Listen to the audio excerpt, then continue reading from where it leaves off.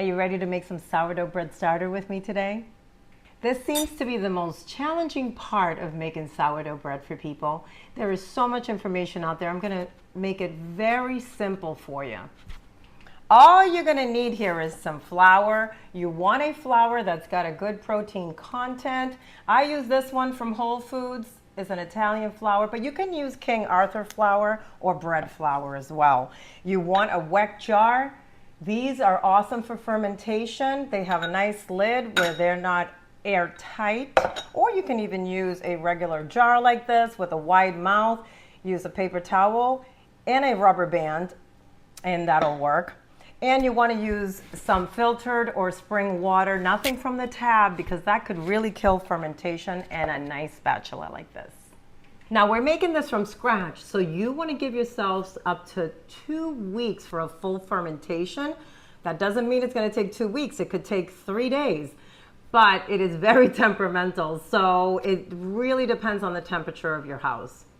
All right, let's get started. So we're going to add 2 heaping tablespoons of the flour. We're going to do eyeball measuring. It's the best for this. I'm telling you right now, if you want measurements, you're going to mess this up, because I did. This is the best way to do it. And then you're just going to take some water and you're just going to add it little by little until you get the consistency of a good pancake batter and not runny at all. So you want it to be just like this, where you tip it and it doesn't run down the jar. And if it does, don't worry about it. Just add more flour. We began the starter process. Congratulations. Now we're on to the next step, which is feeding it. And you might be wondering, what is she talking about, feeding it? Well, I'm going to show you, and that's why we're doing this together. Okay, we are ready to feed the baby.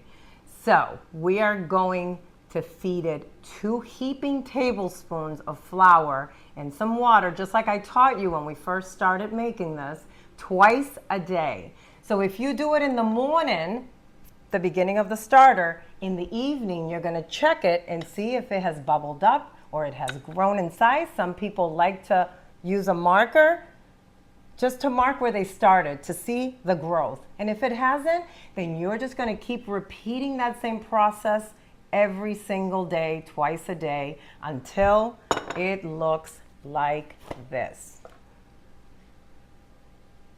See all those beautiful proteins stretching out? Now those bubbles right there, that is a nicely fermented starter and ready to make dough. So what happens if after 4 days you've been feeding it and it's up to here, but it hasn't fermented yet? Well, that's okay. You can just take half of it out and put it in another container, which is called discard or starter. They're both the same thing. And just put it back in your fridge. And then you're just going to keep on feeding it like I taught you. Now that it's nice and bubbly and fermented, we're going to want to take some of it and we're going to want to put some away in the fridge. Make sure you do that, because now it's a nice fermented, ready to go starter. So you're going to use this every single time you make dough.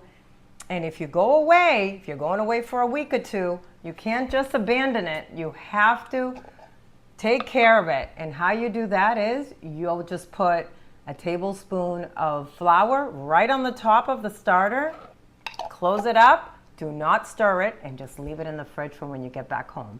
And when you get back home, you'll take it out and you are going to feed it the flour and the water like I taught you at the beginning, to give it life again. We did it! So now let's make some bread. Check out my other video.